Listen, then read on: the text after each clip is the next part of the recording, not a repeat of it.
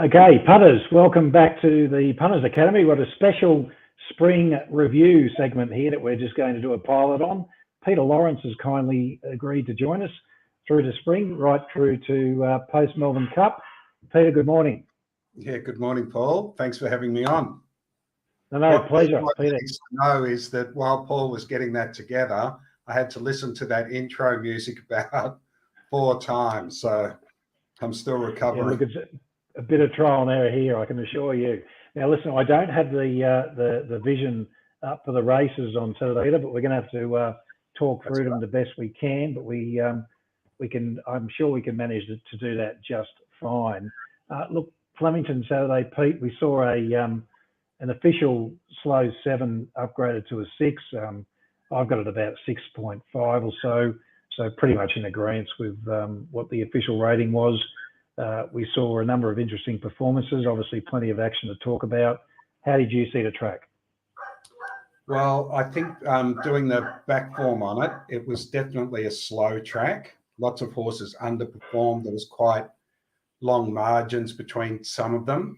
So I don't think it was a track that was in that 5-6 range. I think it was, in the old parlance, definitely a genuine slow. Right, and you're obviously making those assumptions based off, I suppose, what times they run, compared to your years of experience, and just how you saw the track playing generally in terms of pattern and which horses were suited and not suited. Yeah, definitely the times that were run are important, but I also thought the fact that lots of horses seemed to underperform there, that showed that it was a genuinely wet track. I thought it played very fairly, that horses could come from virtually anywhere. All the Melbourne tracks have been playing very well in recent years, really. Yeah, okay, so race 1, Pete, let's talk about the first straight race of the day, the 3-year-old race over 1100, Poseidon Stakes. We saw Buenos Noches get this on protest. We'll talk about the protest as we go through the race, but look, in terms of early speed to the 800, which is the first 300 metres of the race, pretty fast tempo. The headwind that these runners counted in the straight, certainly for the straight courses, impacted those horses racing on speed. And if we look at the positions in terms of where the horses were post-race relative to these races in particular, there was an advantage to be probably between 3 and 5 lengths from the lead at the 800 and the 600 for these straight races, and that's where we saw pretty much the majority of the best performances come from. How did you see this race going into it, Pete, as far as what you had the early markets? Well, I hate to be an after the race expert, but the 2 horses I backed were Alpha One, who I thought would do much better, obviously, than he did. And I think what you're saying is right. I think that strong headwind for the whole 1,100 metres definitely impacted the leaders in these races. You saw it with English Riviera in the race. She looked to be all over the winner, a couple of 100 metres out, but really compounded late. Alpha One dropped out here. Maybe he's at the end of his preparation, whatever. So I was keen on Alpha One, and I did like Buenos Noches, who was badly interfered with last start and made good ground late. And I think Spacewalk actually did the interference to it last start. So there was a bit of karma there with I think the protest being upheld. I don't think it was a particularly strong field. I think it was reasonably bunched. I think Spacewalk's probably just gone the same as he's been able to go at all 3 runs this time in. I do think the winner has shown a real capacity to pick itself up off the floor twice now and attack the line. So I would have thought out of this race, Buenos Noches would be the horse to follow. Yeah, going forward, and I'd agree with you on that. Look, there was a pattern on the day insofar as the final 400 times were all impacted by those headwinds and much lower than standard. So, but in terms of the straight race configuration, those on-pace runners were affected, whereas in the circle races, I think the leaders were advantaged in the straight if they were leading, and we saw that in a lot of the races too. We'll get to that. Okay, heading into race 2 now, the fillies version of the 1100 metre race. Did you have a particular view going into this race? Look, I'm terrified always of the horses coming off the sensational synthetic run. I did back English Riviera. She'd run well in the Blue Diamond. I thought the win at Ballarat was outstanding. I took my chances but got burned again. It was a finish where the winners, the first three across the line were 20s, 50s and 50s. I think that she compounded. The horse that was there to win it won it. Again, I think it was a lower than what you would expect this class of race to be in the spring. I'm not sure there's much to follow out of that. Perhaps English Riviera in 1,000 or 1,100 metre race on a good track round a bend might be worth one more chance, but I didn't think it was a particularly strong field. And look, we've got a very fast pace here in that race too, Pete. And I think that's a fair comment about English Riviera, total forgive. And, on my figures, it's pretty much gone as good as it can go and equaled that Ballarat figure. If it didn't slightly improve on it. And I think by the time you're making run adjustments, if you're doing that, you'd have to be giving English Riviera a plus out of that race. Now we did jump to race 3 there, of course, punters. So we'll come back and we'll cover the other race, being the race in between race 2, which is Macram's race. Here we saw what appeared to be just sort of like an average tempo, I suppose. Or maybe even a touch below that. This is a race I think I got wrong, Pete. I should have had Macram probably more prominent in my market than what I had it. Yeah, he's one of these interesting horses that people who love a pattern will pick up. His first time in last prep, he ran poorly, 10th, beaten 6 lengths, jumped out of the ground to win at Flemington over 1,700 metres second up, and he did exactly the same this campaign. Poor run first up, jumped out of the ground second up, 20-1. He definitely got under the guard. I think it was just an average open handicap. I thought Young Werter and Great House both ran on very well. Lyrical Lad, on the other hand, was disappointing. Sir Davy was disappointing. But again, Zarek, disappointing. He's a disappointing horse. And Perzan's probably seen better days. He was a bit disappointing as well. But I don't think there's anything really to follow out of that race. Yeah, I don't have much to add. We'll get on to the race 4, which was over 1,400 metres. We saw Scalapini here get the job done in pretty impressive style. Well, it was an easy win anyway. Pinstripe's run was very good. Ran the best sectional ratings from the 800 home right through to 200 on the day. Well, certainly at this meeting. And look, I suppose Scalapini was perhaps flattered a little bit in terms of the way the pattern was, in that it did help the leaders around these circle races, and it was able to run out of that good form, and it displayed at Caulfield 2 runs back. And I think last start was a total forgive when it sat wide, no cover. So not totally surprising. We did talk about this race, Pete, you and I, before it played out, and we've got different views on some of the runners. But Bermudez, what do you think of the ride? Oh, well, it was just an absolute shocker. I can't conceive how he didn't go forward on it. He was negative that day, sat out in no man's land the whole way round first up. It just lacked any sort of initiative. I don't know whether the horse was a little bit underdone. He wanted to give it the trainer wanted to give it a conservative ride, but it was given none. Scalapini is one of those horses that make you always realise that whatever form things you have in place, whatever your experience shows you, there's always going to be horses that can overperform even at late stages in their career. This horse is, I'm just looking now, is he 7 or 8? 8 years old. 8-year-old and probably never going better. Oh, easily in the best form of his career. If Darren Weir trained it, you'd believe it, but it's just had such a great campaign. So many of the Brisbane horses have overperformed. He's run well in weight for age races recently. He got the perfect run. I think he's gone to a new peak on Saturday, even though that sounds crazy. 8 years old and 37 starts. I thought Pinstripe was great from the back. Our Playboy was good, and the rest of them just fitted in there. Bermude's very disappointing. But the horse to follow out of that, I would have thought, would be Pinstripe. He can make a bit of a leap next start from a better barrier.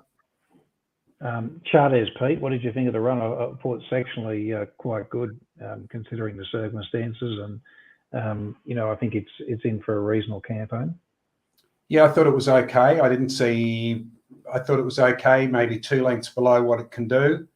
I wouldn't be black booking it myself, but don't deny that. For you, Pinstripe's the one to come out of that race. Yeah, definitely Pinstripe to be the one. I wouldn't think the others going forward are horses to put in your black book. No. So we'll get on to the one of the talking points of the day. I'm Thunderstruck winning the Maccabi Diva. Look, they've gone out sort of, I would say, above average tempo here. I think that the horse was rated very, very well in front. Alligator Blood, considering it was as you would call it, a slow track, its performance was pretty good. And I'm Thunderstruck did sort of face obstacles being back on the inside, and it was a bit of a sticky draw for it even going into the race. I think most people thought that it if anything would beat it, it'd beat a map, and it nearly very well worked out that way. Cascadian was just average, really, wasn't it? And some of these others, I don't know what to think. Yes, look, I agree with everything you say. It was a phenomenal ride by Tim Clark. I saw he was, racing.com or one of those places gave him the ride of the day, and he deserved the ride of the day. He just rated it fantastically. I thought that the signs first up for I'm Thunderstruck were terrific. If it had been in a race here with the pace on and drawn out, would have been a moral. As you say, getting 3 back on the fence in a slow tempo was always going to be the danger. But it was just a great run, the way he was able to pick up and still get there. Augurs very well for him going forward. I think that Mwanga and Western Empire are not racing nearly as well as they can. I wouldn't be following those horses going forward. Cascadian does what he always does, runs a good race, but he's not quite weight for age Group 1 class in the very elite class. But I thought definitely the horse to follow out of this race is I'm Thunderstruck. If he can run 2,000 metres, and there's no reason that he can't, definitely bred to, I think is the deserved favourite for the Cox Plate. I think him and Animo are the 2 horses with the potential to keep improving. And if they do that, it's better than anything Zaki's got to offer. Well, Zaki would have to go back to his absolute best, wouldn't he, in the Doomben Cup and sort of run that sort of level to beat them at this stage. I think that he's past that. And I'd be surprised if he did. And look, Animo and I'm Thunderstruck certainly. Look, Mr. Brightside, what are your thoughts on it? I mean, it did rate well on my figures, but was advantaged by a bias in the pattern that day.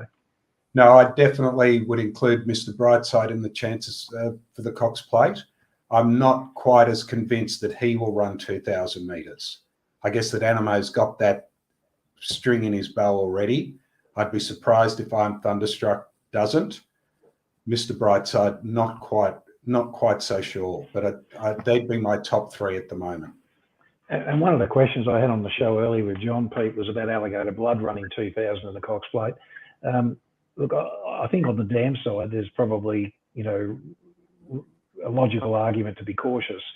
I think that whilst it was, dominant as up to 1,600 as a 3-year-old, I think that's a big difference being dominant at a mile or at a particular distance in your own age versus the open age horses. And we see it time and time again with horses as 3-year-olds, running out so-called derby trips and not being able to go on with it often.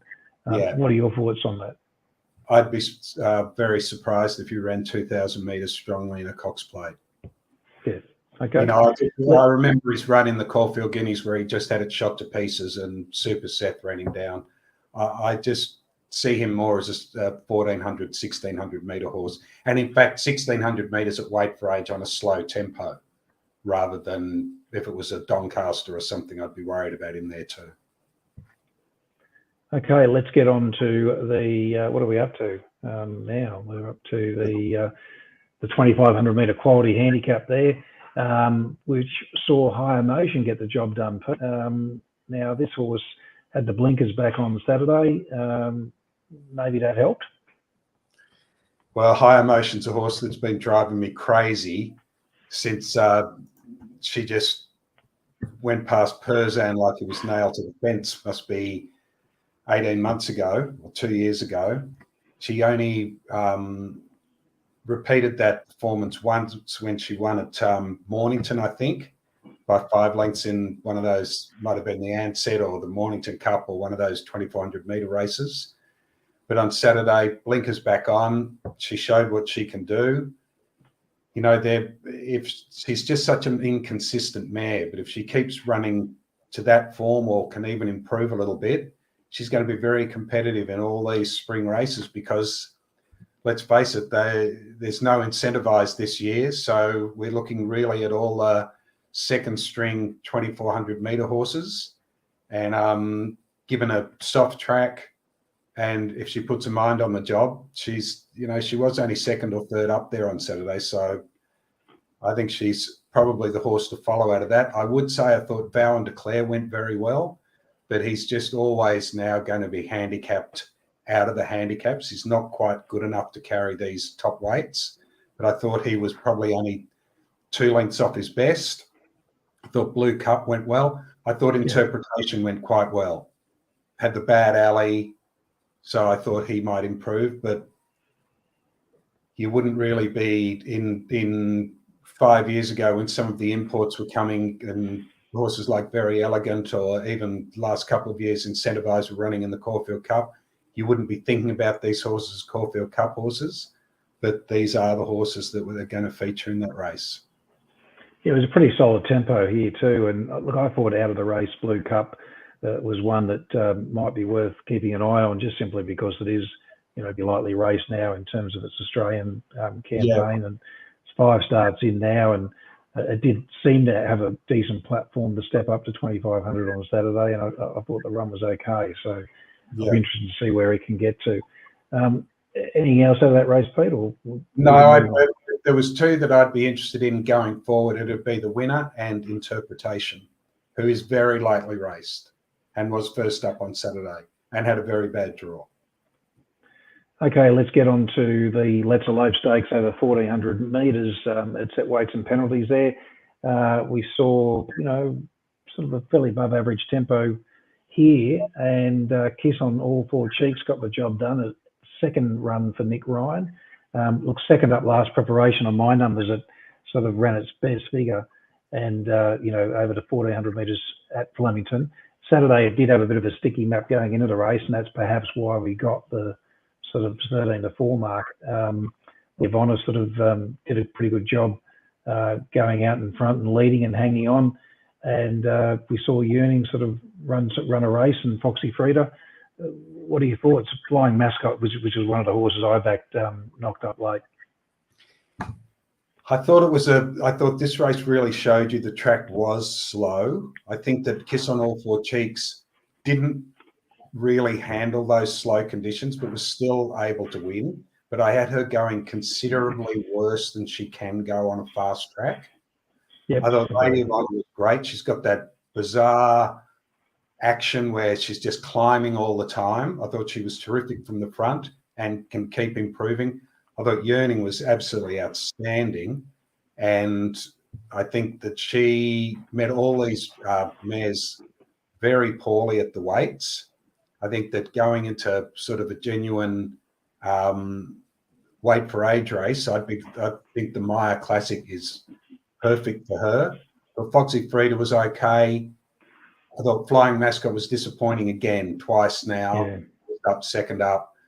I don't want to ever be on mares that have run poorly twice in a row early in the campaign. So I think that there's very worrying signs for her. She was there to be very competitive on the turn and dropped out. So I'd be giving her a pink book, but I think Yearning is definitely the one to be looking at going forward. Look, on my numbers, Pete, Yearning's gone to its best figure ever, Yeah. but probably much in line with what you'd expect it to in terms of age, and where it could have got to. So Yes. it's definitely run as good as it can and does look in for a good prep. And Lady of Honor has gone to a big new peak on my figures as well, but Yeah. I'm not sure where she sits on yours. Yeah, no, I had her going about, look, I marked the race down a little bit. I wasn't quite sure. I marked the race down to Lady of Honor going about as good as she went last start. I wouldn't argue with someone who said that she went better than that, but I just thought time in comparison to Scalapini's race and the last, I couldn't really justify making it a higher rating than that. But I agree with what you said. I think Yearning went as good as she did when she won the 1,000 guineas. And plus she trialled very well leading into the race. She's the one I'd follow. Yep. Okay. Now we'll get on to the Bobby Lewis, another race up the straight there. We saw Baller get right out from its price on Thursday when I sort of potted it based on price. It was about 10 to 1, I think, and got out to about 25s and might have been longer on the fair. It's got the job done for Tony Gollan. On my figures, hasn't gone as good as it can go, but certainly went about as good as it can go last prep. Anyway, I've got the previous preparation as its best. Rockin' Horse, I think that it's probably gone as good as it can go. Mind you, we've only seen it for 4 runs here, and its 2 runs up the Flemington Straight have been the standout performances. Swats that went okay for the new camp, and what else do we have to say? Astrologist, maybe a touch disappointing based on what we know it can do, but it was one of those runners affected by that headwind up the straight. So, perhaps a forgive for it. Yes, well, it just continues the incredible run that the Queensland horse has been having in the sprint races in Melbourne over the early part of the carnival. It's just unbelievable. Shooting for gold, Baller, Scalapini, the Uncommon James. I'm sure I've missed 1 or 2. I thought Baller went probably about as good as he can go. I agree, Rockin' Horse the same. Swats that. Anyone who says that there aren't horses that are non-winners should look at Swats that. She can run 2nd and 3rd to Nature Strip at Weight for Age and Lightning Stakes, and then she runs in those Vobis races down on the minimum, and she can't win there. For some reason, she just doesn't win. So I wouldn't be following Swats that, notwithstanding it's gone to Kieran Maher. And the rest, I thought it was a strange race for them to start Versnikova in. She was so good the other day. She was a benchmark 78 horse going into the race. There was just nothing in it to it would have been detrimental to her going forward to win or place here. I thought she would be worth following going back into her own class. But apart from that, I thought it was just what you see is what you get. Fair enough too. I would say that the Graceful Girl, along with Western Empire, have sort of shown that form from WA over the summer, where there was no eastern seaboard horses allowed to go because of the COVID restrictions, has shown that form is not nearly as good as, people were screaming about her being an Everest horse and Western Empire being a champion. Well, they only really beat up the local horses in those big races there last year. Yeah. Okay, on to, and of course there was a above average tempo, a pretty solid tempo there in that race, and same for the last two. Speed was on here a bit too, and they ran a very poor last 400 here, Pete, in terms of leader sectionals, and I just think given the time that they've gone out, the fact that they've only been able to record such poor time here, doesn't say much for this race, Berkeley Squares race I'm talking about. Yeah, I agree. I think it's probably a couple of lengths worse than, say, the race that Golden Mile won in Sydney. So I think it's below that. There'd need to be improvement from these horses to be winning the Caulfield Guineas if they take Golden Mile down in that way. I thought Berkeley Square was, I'm showing my Englishness here. I know it's Berkeley Square and not Berkeley Square, but I'm not going to judge you, Paul. I thought Berkeley Square was really a really good win. He's a really progressive horse. He was back behind horses, cluttered up. It was a great effort to get out and charge to the line the way that he did. So I'm not knocking him. He's one of those horses that wins all the time, and he might just still have a lot more in him. I thought Fast Witness was great after missing the start. Yep. Tijuana was there to win it. I was on Tijuana. I was a little bit disappointed that it wasn't able to finish off better than that. And outside of that, I thought Fujita San was disappointing. First up at Moonee Valley as well. So I think it hasn't come up, has it? Like it hasn't made any age improvement at all. No. And in fact, it probably was flattered by its second start being in that small field at Sandown where it bolted in. So maybe everyone got a bit too excited about that. But the first two in that race are the two that could improve enough going forward to feature in those Caulfield Guineas type races. The only thing with Fast Witness, and it probably isn't such a big factor for this stable, but it is going to be fifth up next start, in its first preparation. But Mar and Eustace doesn't seem to affect them that much. No, and he certainly jumped out of the ground with the blinkers on. So it was actually it was surprising that he got so close, and he had to come wide to make his run. And although Berkeley Square was being held up for a run, he still got the run through in the middle. So if you're on Fast Witness, you're probably a bit unlucky on the day. I'm just worried about this race in general, though. And I'm not potting those horses, as you mentioned, but just a bit worried about the form on this race in its entirety. Horses to follow, Pete, have you got anything that stands out? Look, you put me on the spot there. I'm just having a quick look, trying to think of what I guess that the obvious ones to follow are Pinstriped. I think that Thunderstruck's in for a really great campaign. I thought that stayer that I mentioned of Kieran Maher's interpretation would be worth following. And that's it. I think that's a good summary, Pete. Thanks very much for your time. And punters, let us know what you think about the Melbourne content and whether it's something that you'd like to see continue. But certainly Peter's committed to the spring, and thank you very much for that, Peter. There's not many better judges than you in Melbourne, I know that. And, certainly punters, I think you can get a fair bit out of what Peter says.